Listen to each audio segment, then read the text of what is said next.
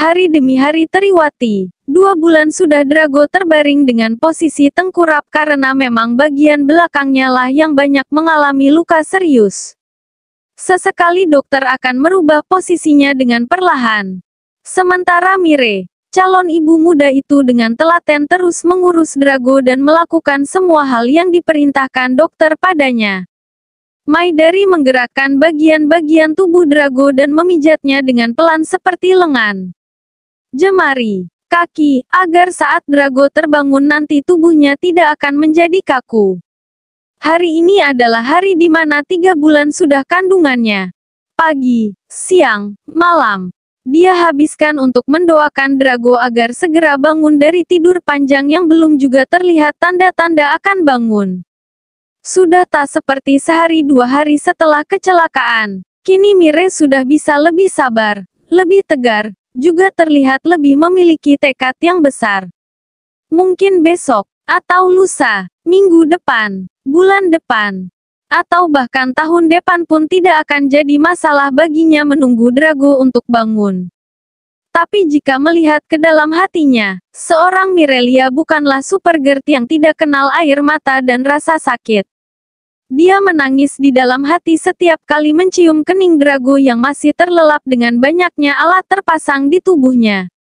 Sayang, pagi tadi aku pergi mengunjungi dokter. Dia bilang bayi kita sudah baik-baik saja karena berat badannya naik lumayan banyak. Dia juga sudah bisa bergerak meskipun aku belum bisa merasakannya. Sayang, apa masih belum ingin bangun? Apa kau tidak lelah tertidur seperti ini terus? Restoranmu semakin berkembang berkat Ibu Rina, Alex dan tim. Tapi, apakah tidak kasihan melihat ibu kelelahan seperti itu?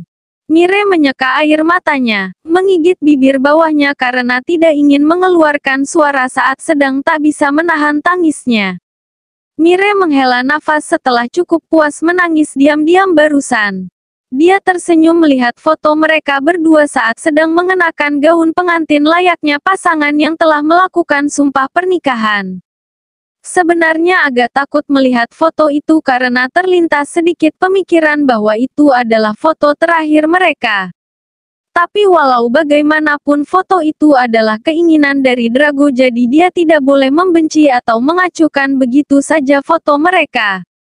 Lihatlah, sayang. Saat kau tersenyum seperti ini, kau terlihat jauh lebih tampan daripada hanya diam dan tertidur. Jadi aku benar-benar merindukanmu yang tersenyum seperti ini. Mire menoleh ke arah berangkar di mana Drago berada. Rasanya lagi-lagi ingin menangis. Tapi juga harus bisa menahannya bagaimanapun caranya. Mire kembali berjalan mendekati Drago, mengusap kepalanya yang sudah dipotong habis rambutnya beberapa hari yang lalu. Tangannya yang gemetar sungguh tak bisa ia tahan. Bolehlah matanya memerah karena memang tidak mudah bertahan di situasi seperti ini. Sayang, aku, ibu, nenek, teman-teman menunggumu bangun. Ada 1 orang lagi. Bayi kita juga menunggumu. Jadi cepat bangun ya. Mire mengecup kembali dahi Drago, pipi, juga kepalanya yang kini sudah pelontos tanpa rambut. Sayang, sebentar lagi ibu datang untuk menjagamu. Aku pergi ke galeri dulu ya. Sore nanti aku akan kembali lagi. Aku mencintaimu Drago. Mire memaksakan senyumnya seraya menggenggam erat sebentar tangan Drago sebelum meninggalkan ruangan itu. Tes. Setetes air mata jatuh dari ujung mata Drago dengan posisi yang masih terpejam. Iya, dia bisa mendengar semua yang diucapkan Mire. Tapi sayangnya dia tidak bisa mengatakan apapun. Membuka mata, bahkan menggerakkan 1 jari saja dia tidak mampu. Sesampainya di galeri, Mire segera menuju toilet yang tersedia di sana dan memuntahkan seluruh isi perutnya yang hanya terisi sebuah sandwich dan segelas susu hamil rasa vanila.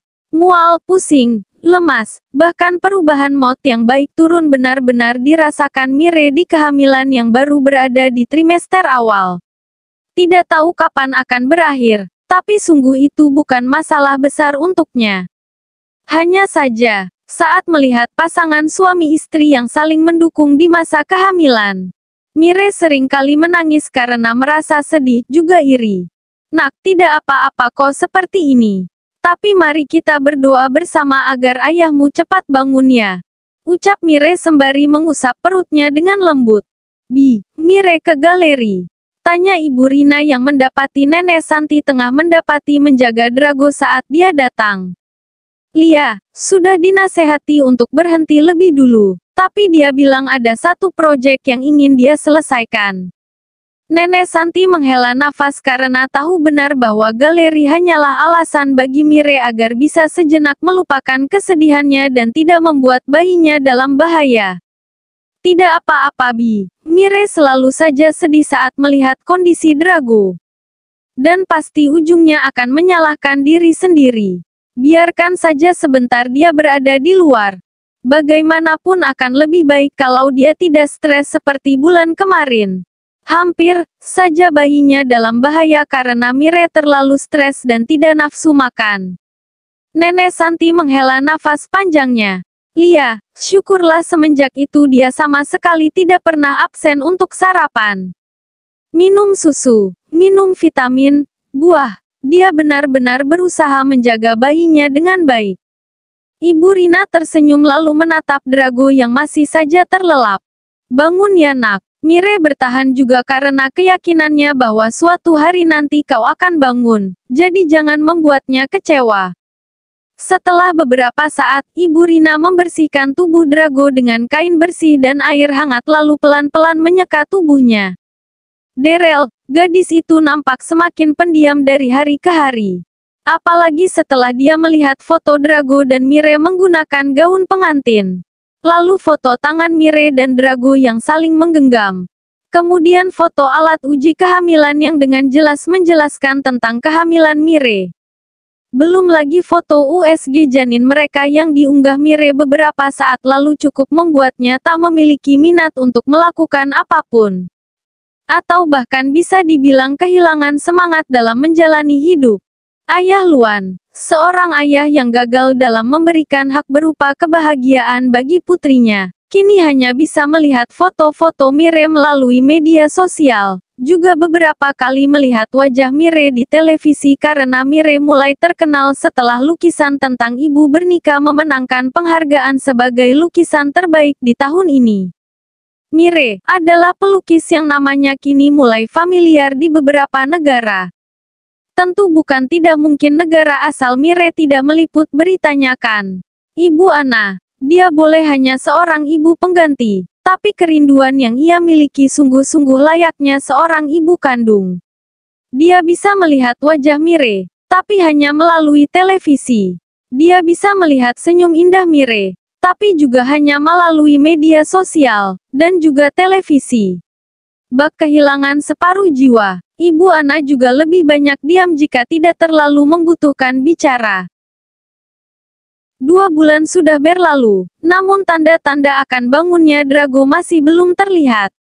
Perut Mire juga sudah terlihat membuncit dengan begitu jelas terlihat. Calon ibu muda itu juga masih sama selama 2 bulan ini.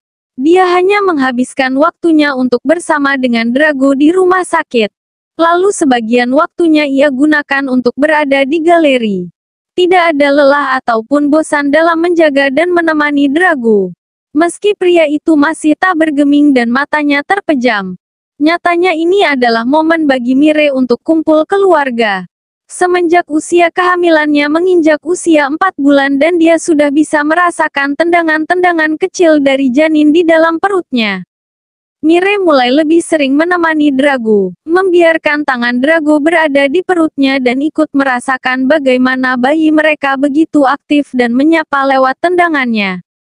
Sayang, kau merasakan bagaimana anak kita begitu aktif menendangkan. Mire tersenyum sembari menahan tangan Drago di perutnya. Lalu sebentar menjalankan tangan Drago untuk mengusap perutnya. Sayang, dokter bilang bayi kita adalah seorang gadis. Jadi nama apa yang ingin kau berikan untuknya? Aku sudah memikirkan beberapa nama. Tapi aku dilema karena takut kau tidak setuju nantinya. Tapi selama ini aku memanggilnya Bubu. Itu semua karena anakmu yang selalu saja menendang bahkan saat aku tidur pun begitu. Aku sudah sering kurang tidur beberapa hari ini karena putrimu selalu mengajak bermain. Tapi bagaimanapun aku tetap bahagia dan bersyukur karena pada akhirnya Bubu tumbuh sehat dan normal. Mire, panggil Ibu Rina dengan tatapan pilu. Bahkan matanya juga terlihat sembab seolah baru saja menangis. Ada apa, Bu? Mire bangkit dari duduknya perlahan, lalu berjalan menuju Ibu Rina. Ayo duduk dulu, Bu. Mire mengajak Ibu Rina untuk duduk di sofa yang berada tak jauh dari jendela. Ada apa, Bu? Kenapa Ibu terlihat sedih? Mire bertanya seraya mengusap punggung Ibu Rina perlahan agar bisa membuatnya sedikit lebih tenang. Dokter bilang, harapan untuk Drago bangkit sangat sedikit. Mereka juga menyarankan untuk merelakan saja karena Drago juga pasti kesakitan harus dipaksa untuk bertahan. Mire menjatuhkan kedua tangannya yang sedari tadi sibuk menenangkan Ibu Rina dengan ucapannya. Sejenak dia terdiam dengan tatapan kosong dan mata memerah menahan tangis.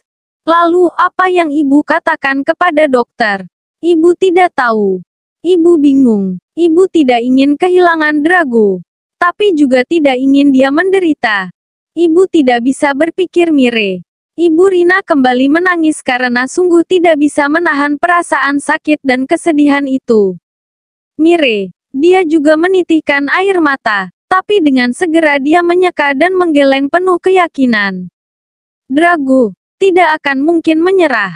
Aku tahu alat-alat ini. Dan luka membuat sakit, tapi aku yakin Drago tetap akan bertahan. Dia sedang melawan rasa sakitnya. Dia pasti akan bangun. Jadi jangan dengarkan ucapan dokter itu. Yakin saja Drago akan bangun, Ibu. Sesungguhnya mengatakan kalimat itu sungguh membuatnya gemetar dan jantungnya berdegup kencang. Tapi keyakinan yang ia yakini di dalam hatinya terus menguatkan dia dan memaksanya untuk jangan menyerah dan bersabarlah lagi meski menunggu hal yang tidak pasti memang melelahkan. Baru selang beberapa saat, tiba-tiba detak jantung Drago melemah. Alarm tanda gawat darurat juga otomatis berbunyi nyaring memenuhi ruangan. Mire dan Ibu Rina sontak menjadi kompak bersamaan. Lalu tak lama datanglah beberapa dokter yang memang berjaga di sana. Mire dan Ibu Rina segera diminta untuk keluar. Lalu dengan segera para dokter mulai menangani Drago. Beberapa saat kemudian, Mire dan Ibu Rina kompak berjalan cepat menuju dokter yang baru saja keluar dari ruangan Drago. Dokter, bagaimana keadaan anak saya? Tanya Ibu Rina dengan mimik khawatir. Sama dengan Mire juga, dokter itu menghela nafas panjangnya.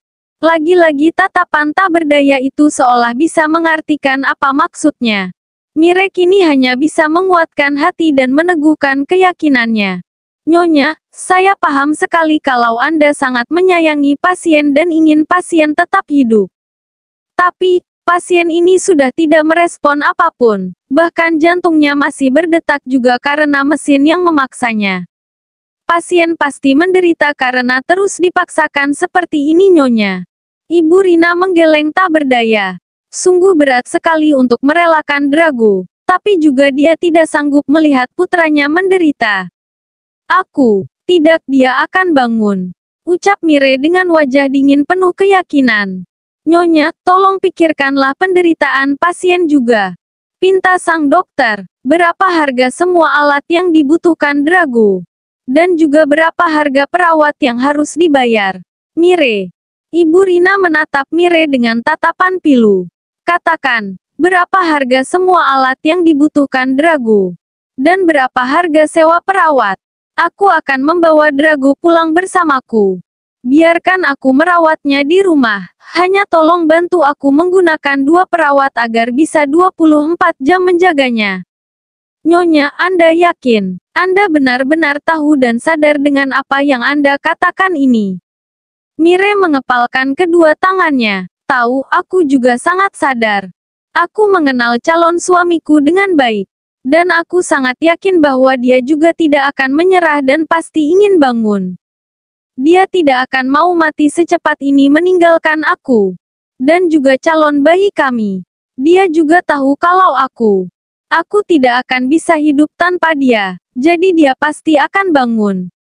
Ibu Rina dan dokter di sana hanya bisa terdiam karena mereka bisa melihat kalau Mire tidak akan bisa diberi masukan apapun. Keyakinannya sungguh sangat besar, dan itu adalah hak yang sulit untuk menerima saran apapun meski dari para ahli sekalipun. Mire, apa kau yakin dengan keputusan ini? Tanya Ibu Rina sembari menatap Mire dengan tatapan yang masih terlihat sedih. Yakin, aku sangat yakin Ibu. Lalu, bagaimana kalau pada akhirnya Drago tidak bangun? Mire menoleh menatap Ibu Rina dengan maksud kecewa. Ibu, kalau Drago tidak bangun, setidaknya dia tetap hidup di dekatku. Aku tahu Ibu mulai goyah dan ingin membuatku mengerti dan merelakan Drago. Tapi jika Drago tiada, aku juga tidak ingin hidup. Jadi tolong maafkan keegoisanku ini Ibu. Ibu Rina tak lagi bicara. Dia menyeka air matanya yang masih tak ingin berhenti mengalir. Sungguh dia benar-benar dilema dengan keadaan ini. Tapi apapun itu sungguh dia berharap pilihan ini bukanlah pilihan yang salah. Dan semoga ini juga yang diinginkan Drago juga. Setelah seharian menunggu, mesin yang dibutuhkan kini sudah lengkap dan sudah akan dikirim ke rumah yang disewa oleh Drago. Rencananya Mire akan tinggal di sana, bersama dengan 2 perawat. Sementara Ibu Rina dan Nenek Santi akan tinggal di rumah sewa Mire dan otomatis juga bisa membantu merawat Drago di rumah.